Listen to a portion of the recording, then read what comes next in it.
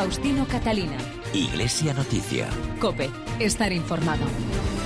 Saludos amigos y muy buenos días en este último domingo del mes de mayo de 2019 en una nueva jornada electoral en España en el que iniciamos este tiempo de radio en el que cada 7 días resumimos para ustedes lo más destacado en la actualidad de la vida de la Iglesia. Será una vez más hasta las 9 de la mañana en que les ofreceremos desde Toledo la Santa Misa. Un tiempo de actualidad eclesial aquí en Iglesia Noticia que hacemos hoy con Patricia Palomo en el control de sonido y con Nacho de Gamón y Amparo Latre en la redacción y producción y con los siguientes titulares. La misionera burgalesa Inés Nieves Sancho fue asesinada el pasado domingo en la República Centroafricana, 3 días después del asesinato del salesiano salmantino Francisco Fernández en Burkina Faso. El impacto derivado de la actividad de las diócesis, parroquias y cáritas es de 1.386 millones de euros, 5 veces más de lo que reciben por la asignación tributaria. Un 80% de los recursos se invierten en sanidad, educación y conservación del patrimonio. Los voluntarios son los protagonistas este domingo en España de la celebración de la Pascua del Enfermo. Ante la situación migratoria, los obispos del sur de España deciden estrechar lazos de comunión con los del norte de África. El Escorial ha acogido el 9º Congreso Hispano-Latinoamericano y del Caribe de Teología de la Caridad y en Roma se celebra la Asamblea General de Cáritas Internacional. El viernes comienza un nuevo viaje apostólico del Papa Francisco con destino a Rumanía. Iglesia Noticia. COPE. Estar informado. Comenzamos el informativo de hoy con un recuerdo y un homenaje especial a los misioneros españoles que han dejado sus vidas asesinados en el continente africano en estos últimos días y semanas. En la madrugada del domingo al lunes fue asesinada en la aldea de Nola, cerca de Berberati, al suroeste de la República Centroafricana, la misionera burgalesa Inés Nieves Sancho, de la Congregación de las Hijas de Jesús de Massac, por un grupo de desconocidos que la acuchillaron tras sacarla de su habitación. Esta religiosa de 77 años llevaba los últimos 23 enseñando costura a las jóvenes de la zona. Su muerte nos la confirmaba aquí en COPE el obispo de Bangasú, Juan José Aguirre. Ella, una religiosa de Burgos, de la Congregación de las Hijas de Caridad de Santa Juana de Massac, fundadora francesa, llevaba 23 años, es de Burgos, trabajando allí y ahora estaba trabajando en una escuela de costura. Y allí pues entraron personas indeseables, la sacaron de la cama la noche del domingo y el lunes descubrieron su cuerpo degollado, casi decapitado, sin saber todavía por qué le ha pasado esto. La han llevado a Berberati y esta mañana ha sido enterrada por expreso deseo de su familia.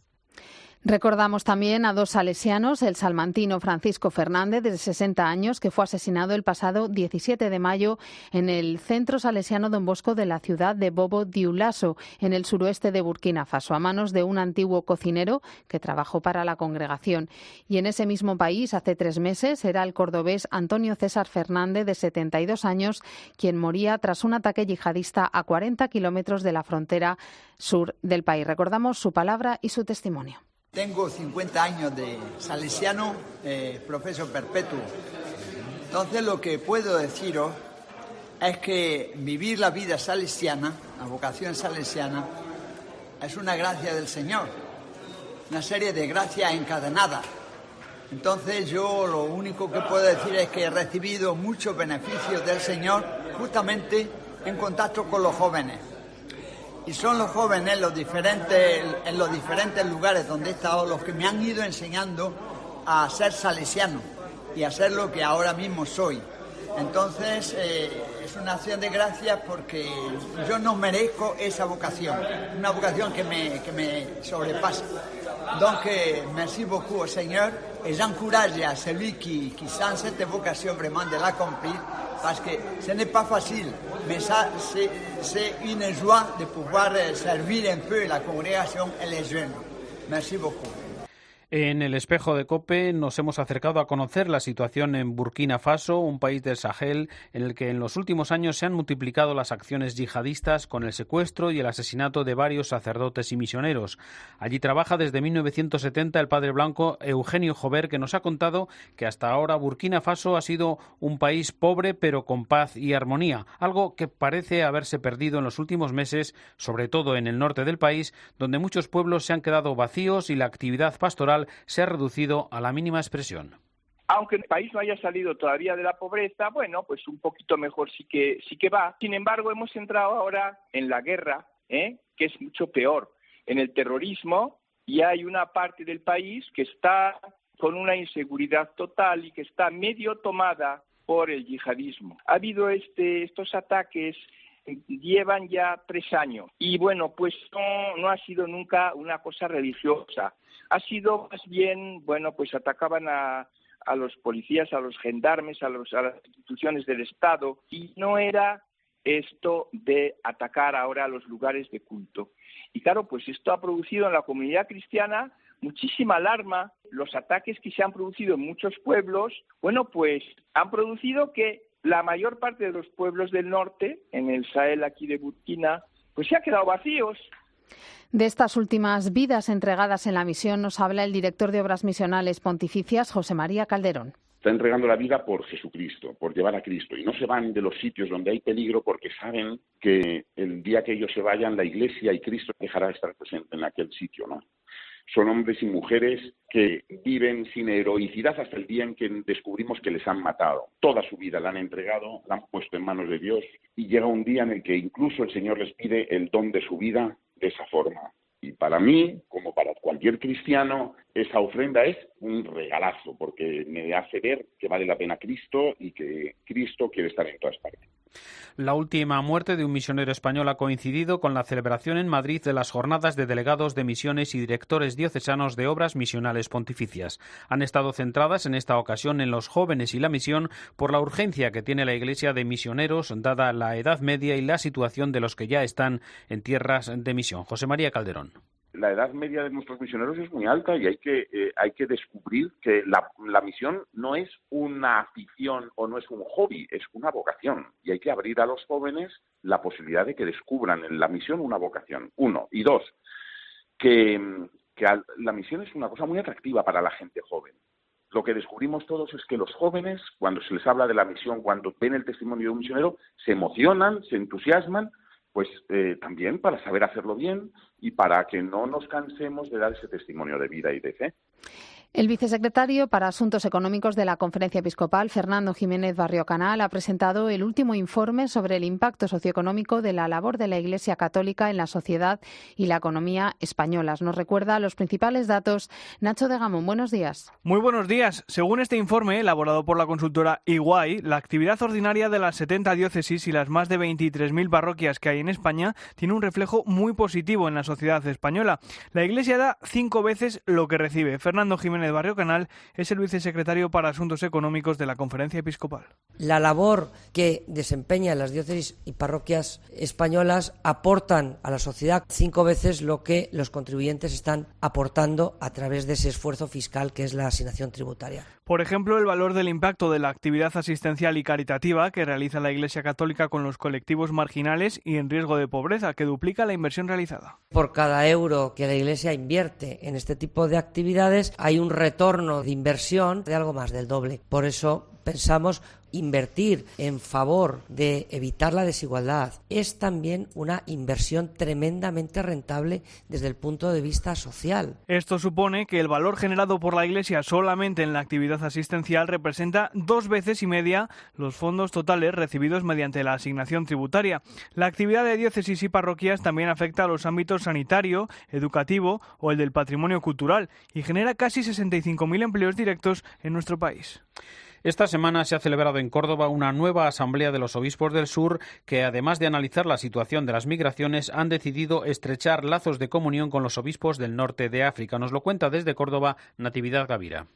Los obispos del sur de España han estado en Montilla tras de celebrar una nueva asamblea ordinaria en la ciudad. En la asamblea trataron diversos temas de interés general, reflexionaron ampliamente sobre las migraciones y acordaron fortalecer lazos de comunión entre los obispos de las dos orillas del Mediterráneo. Además, disertaron sobre distintas causas de beatificación, sobre las cuentas de Cáritas Regional de Andalucía y el encuentro con responsables de realidades educativas diocesanas. Los obispos del sur han estado en Montilla tras celebrar esta nueva asamblea en la ciudad de Córdoba, la número 143, que tuvo lugar entre el 21 y el 22 de mayo y estuvo marcada por un carácter especial, ya que los obispos tuvieron la oportunidad de peregrinar a Montilla con motivo del año jubilar para rezar y celebrar la Eucaristía ante las reliquias de San Juan de Ávila. El lunes y martes se ha celebrado en el Escorial el 9º Congreso Hispano-Latinoamericano y del Caribe de Teología de la Caridad. Han participado 140 directivos de 22 Cáritas nacionales de América Latina y de 35 Cáritas diocesanas y autonómicas de España, que han debatido sobre el ejercicio de la caridad y la cultura del encuentro. Vicente Martín Muñoz es el delegado episcopal de Cáritas Española y coordinador de este congreso.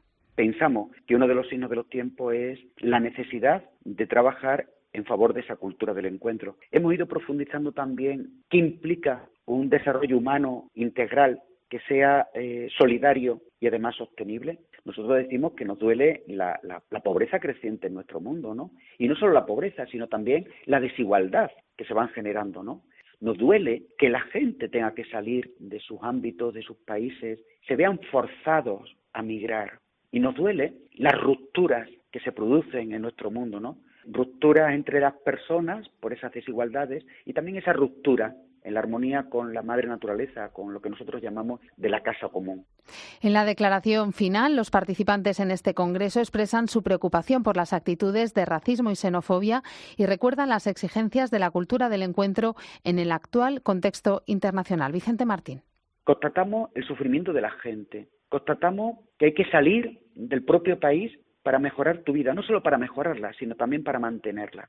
Y sin embargo, constatamos que hay actitudes de aporofobia, de rechazo al extranjero, y cómo eso también, de alguna manera, está presente en nuestras comunidades católicas, porque no estamos exentos ninguno de reacciones a la defensiva y de rechazo, sobre todo cuando a veces se nos transmiten mensajes populistas que generan confusión. Nuestra propuesta es acoger la cultura del encuentro y saber conjugar 4 verbos que el Papa Francisco llama a toda la Iglesia: proteger, promover e integrar a los hermanos que tienen que desplazarse, a los grandes masas de refugiados, al mundo de la migración. Con el lema "Gratis habéis recibido, dad gratis", la Iglesia española celebra en este último domingo de mayo la Pascua del Enfermo. Además de reconocer el valor de la gratuidad en la entrega al cuidado de los enfermos como reconocimiento de lo recibido, se invita a una reflexión sobre la importancia del voluntariado. Son más de 18.500 actualmente en España y la necesidad de animar a más personas en este compromiso de ayuda y de acompañamiento a quienes sufren la enfermedad. La Delegación de Enseñanza del Obispado de Segorbe-Castellón ha lanzado una campaña para la promoción de la asignatura de Religión y Moral Católica en el próximo curso escolar, una asignatura que consideran fundamental porque forma parte del ser humano. COPE Castellón, Enrique Rodríguez, buenos días. Buenos días. La Diócesis de Segorbe-Castellón anima a las familias a inscribir a sus hijos en la asignatura de Religión y Moral Católica mediante la campaña Me apunto a religión. En ella lanza un mensaje de forma incisiva. Nunca te cuestionarías si es importante aprender a sumar o escribir. ¿Por qué te cuestionas que aprenda religión? Además, resalta que forma en valores, respeto y conocimientos de tradiciones y culturas propias a los jóvenes. Mauro Soliva, delegado de enseñanza de la Diócesis de Segorbe-Castellón, recuerda también que desde educación infantil hasta segundo de bachillerato es obligatorio que se ofrezca la posibilidad de elegir religión. Y debe quedar claro desde infantil que se le oferta a todos los padres la posibilidad de elegir la asignatura de religión, y luego a lo largo del proceso en primaria, en la ESO y en el bachillerato, también en los distintos procesos de matrícula. Las matrículas en la educación de la Comunidad Valenciana se inician el 13 de junio. La última Asamblea Ordinaria de Manos Unidas ha elegido para un nuevo mandato de 3 años a Clara Pardo, actual presidenta desde 2016, una elección que ahora debe ser ratificada por la Conferencia Episcopal. Iglesia Noticia. COPE. Estar informado. Y tiempo en Iglesia Noticia para la información internacional, que comenzamos un domingo más en el Vaticano, donde desde el jueves se celebra la Asamblea General de Cáritas Internacional, que con el lema "Una sola familia humana, una sola casa común", estudia cómo trabajar para proteger a los más vulnerables y cuidar mejor nuestro mundo. También el jueves comenzó un congreso sobre la defensa de la vida, y en el horizonte está la previsión del próximo viaje del Papa a Rumanía a partir del próximo viernes. Nos vamos ya a Roma con la crónica de la corresponsal de la cadena COPE, Eva Fernández. Buenos días. Buenos días. Efectivamente, el lema escogido para la Asamblea General de Cáritas Internacional tenía como finalidad la protección de los más vulnerables, muy unido al espíritu de la encíclica del Papa Francisco Laudato Si. Entre sus proyectos, la Asamblea se ha propuesto implicar más a la juventud en su compromiso con la sociedad, tal como confirma María José Alexander, directora ejecutiva de Cáritas Somalia. Y otra de las características que creo que es súper valiosa de la juventud de hoy en día es el poder de adaptabilidad, que muchas veces se critica como inestabilidad. Creo que esto es algo que los jóvenes pueden aportar mucho al sistema de Cáritas, también en los puestos decisivos. El propio Papa Francisco inauguró la asamblea con una misa en San Pedro en la que les recordó que Jesús no busca un modelo de iglesia perfecto. Como Iglesia no estamos llamados a compromisos empresariales, sino a acciones evangélicas, y en el purificarse, en el reformarse, hemos de evitar el gatopardismo, es decir, fingir cambiar algo para que en realidad no cambie nada. No cambie nulla. Y ayer sábado el Papa también recibió a los asistentes de un congreso organizado por el Dicasterio para Laicos, Familia y Vida, junto a expertos de todo el mundo, en el que hablaron sobre el derecho a la vida, la protección de las madres y los niños y, por supuesto, la contradicción actual de que se busque en la eutanasia el único recurso para acabar con el dolor. Nos detenemos ahora en distintas declaraciones que desde la Iglesia han recordado el deber de proteger la vida humana ante el caso de Vincent Lambert, en estado vegetativo desde que sufrió un accidente de tráfico que le dejó tetrapléjico. Se han pedido soluciones eficaces y se ha recordado que alimentar a un enfermo no constituye nunca una forma irracional de obstinación terapéutica. Es el momento para el comentario en Iglesia Noticia desde Roma de Antonio Pelayo. Buenos días, Antonio. Buenos días. Ante un caso tan dramático como el del francés Vincent Lambert, suspendido entre la vida y la muerte, nadie puede permanecer indiferente. Francisco reaccionó enseguida con un tuit en el que pidió respeto a la vida, que es siempre un don de Dios desde su inicio hasta su fin natural. Pocos días después, el Dicasterio para los Laicos, la Familia y la Vida, conjuntamente con la Academia Pontificia para la Vida, hicieron una declaración en la que defendían que la alimentación y la hidratación constituyen una forma de cuidado esencial siempre proporcional al mantenimiento de la vida. Alimentar a un enfermo no constituye nunca una forma irracional de ensañamiento terapéutico.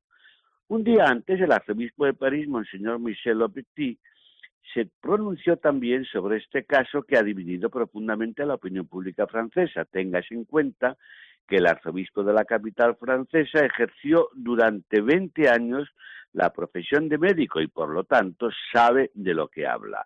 Estamos hoy, ha dicho, ante una opción de civilización muy clara. O consideramos a los seres humanos como robots funcionales que pueden ser eliminados o enviados al desguace cuando ya no sirven, o bien consideramos que la humanidad se funda justamente no sobre la utilidad de una vida, sino sobre la calidad de las relaciones entre personas que revelan el amor.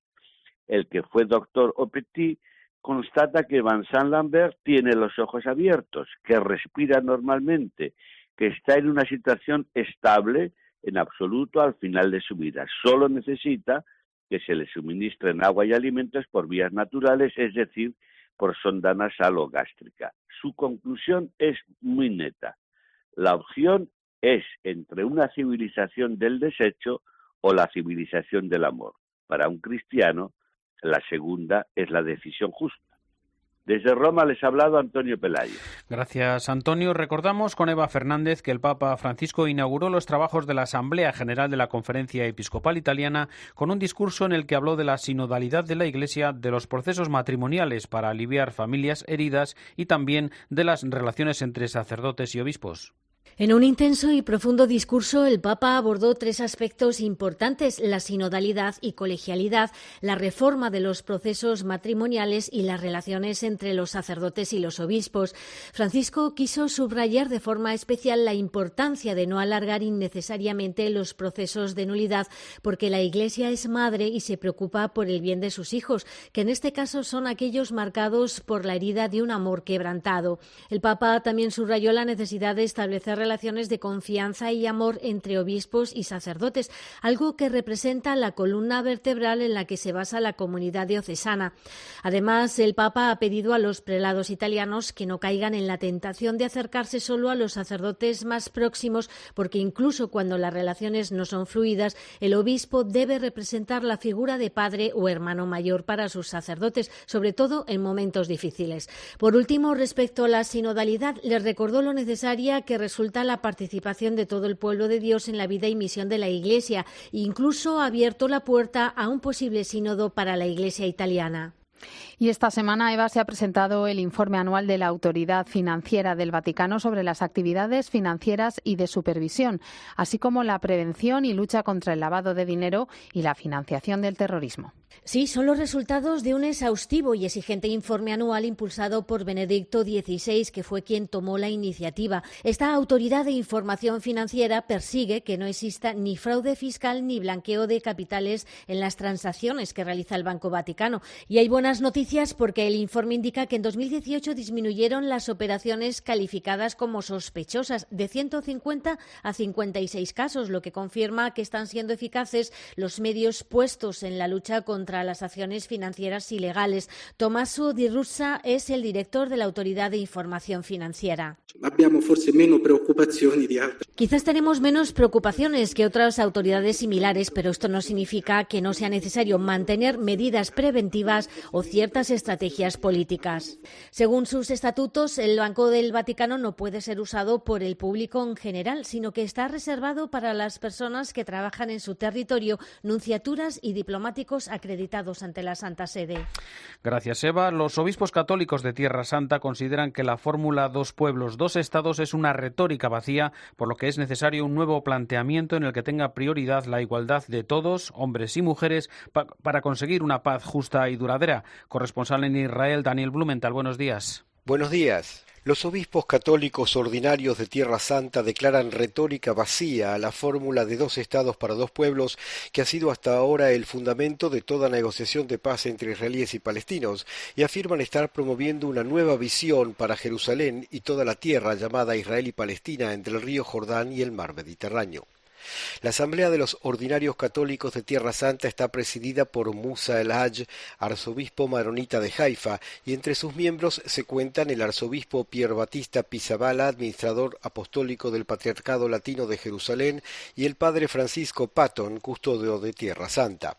En una declaración oficial, los obispos escriben que todos en esta Tierra Santa tienen plena igualdad, la igualdad que corresponde a todos los hombres y mujeres, creados iguales a imagen y semejanza de Dios. Creemos que la igualdad, cualesquiera que sean las soluciones políticas que puedan adoptarse, es una condición fundamental para una paz justa y duradera, agregan. Después de que en noviembre de 2012 una resolución de la ONU reconoció al Estado de Palestina, lo hizo también la Santa Sede, y el propio Papa Francisco en sus declaraciones oficiales se refirió a la fórmula de 2 estados para 2 pueblos.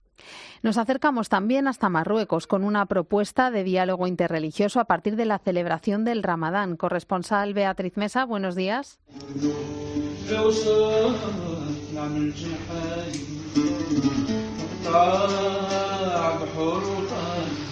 Hola, ¿qué tal? Buenos días. Marruecos es tierra de diálogo interreligioso, especialmente este mes sagrado de Ramadán, en el que los musulmanes ayunan desde que el sol sale hasta que se recoge. Es un gesto de sacrificio hacia Dios. Pues estos días tan especiales, el Instituto Cervantes de Rabat ha organizado una mesa de diálogo sobre el reconocimiento de esta universidad religiosa, cristianos y musulmanes juntos para celebrar este mes sagrado. Según el arzobispo Cristóbal López Romero, es el único camino que nos lleva hacia la paz, hacia el amor. Es la única manera de luchar contra el extremismo religioso. Aprovechando el mes de Ramadán, que es un mes de fraternidad, de solidaridad y de espiritualidad.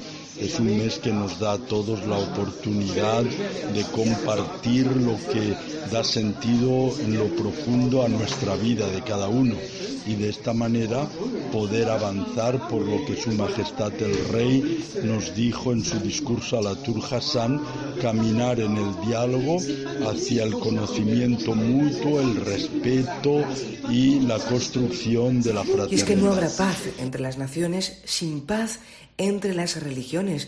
Son también palabras del arzobispo Cristóbal López Romero en este debate, donde llaman a la creación de proyectos sociales y de conciencia, combatiendo todo tipo de ignorancia, porque todos juntos sí podemos consolidar ese diálogo interreligioso fructífero.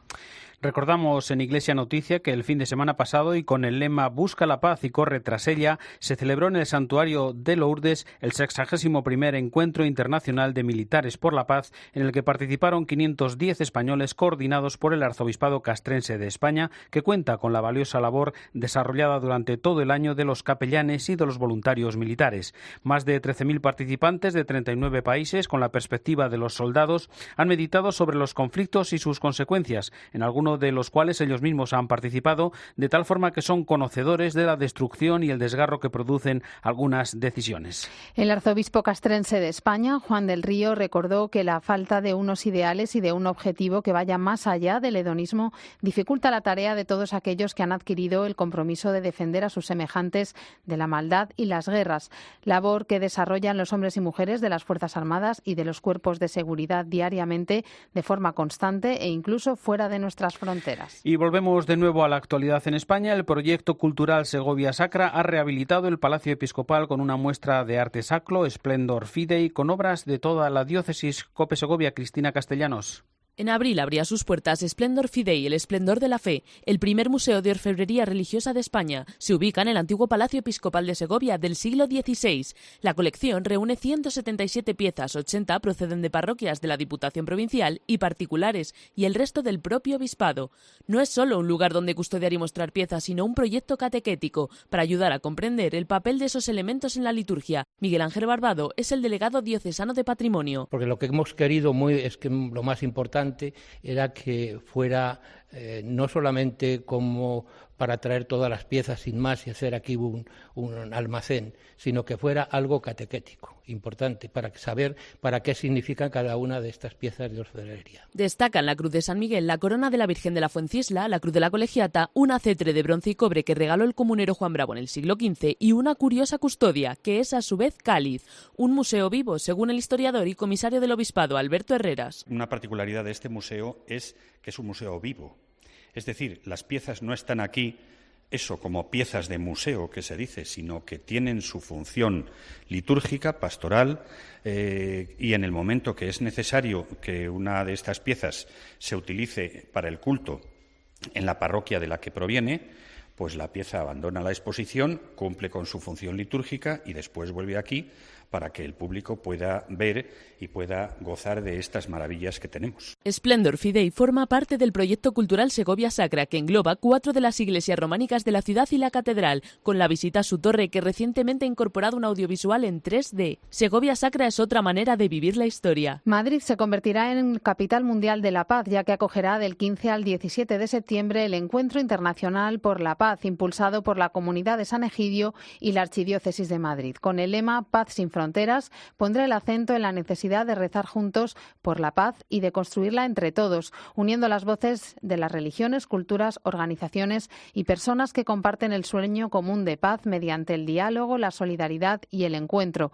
La participación es abierta al público, previa inscripción en la web paz2019.org. Terminamos así el informativo Iglesia Noticia, el programa 1621 en este domingo, 26 de mayo de 2019. Llega ya la última hora de la actualidad en España y el mundo y después la Santa Misa. En nombre de todos los que hacemos este programa, un saludo de Faustino Catalina.